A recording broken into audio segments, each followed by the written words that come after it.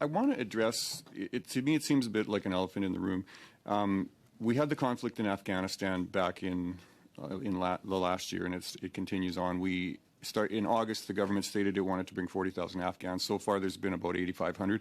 That's 8 months. It's about a little over 1,000 a month. This, of course, is a racialized community in Afghanistan. We've now had the conflict in Ukraine. You've stated that we brought 10,000 white Ukrainians in since in the last 3 months. That's triple the rate of Afghanistan. And certainly Ukrainians deserve to come here. They need help, but so do the others. And so I guess my question is for you is that under your watch, it seems like you've set up a racialized system, a two-tiered system where white Europeans come in faster than people from Afghanistan. How do you explain that? So look, thanks for this question. I think it's really important for people to understand that is not the motivation in any way, shape, or form. And with respect to the numbers, there's now approximately 9,400 Afghan refugees who've landed in Canada. I had an opportunity to meet with a number of our new neighbors who live in Alberta during a recent visit. The situation in Ukraine allows and demands a different response. With respect to Afghanistan, these are people, to use your language, that we are bringing here.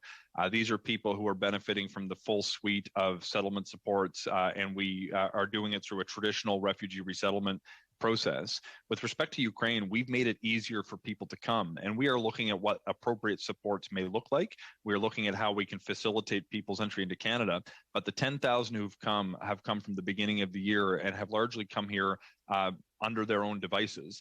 It has more to do with their ability to leave Ukraine compared to the ability of those who don't have that ability to leave Afghanistan than it does a decision by the federal government to be more kind to one group of people than another.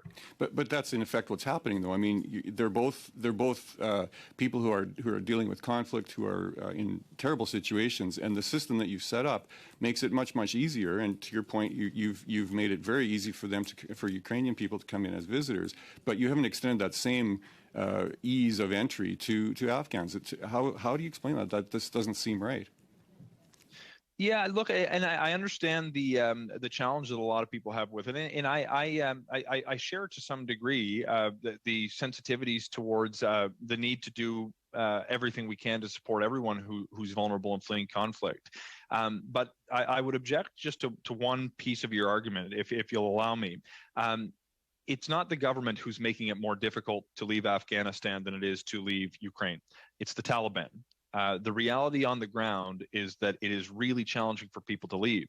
On the temporary nature of the program, one of the other challenges that we have faith because of the situation that's playing out, because of the situation being in flux, that there is a really serious possibility that the vast majority of people who want to seek safe haven in Canada actually wish to return to Ukraine. I've heard this from Ukrainians in Canada. I've heard this from the Commissioner of the European Union during a meeting this week, and they're doing everything they can to make sure that people go back to Ukraine when it's safe to do so. I really wish that were true in Afghanistan. But since the Taliban have seized control, I hate to admit that the likelihood that people who are coming here are going to be able to return is just not there.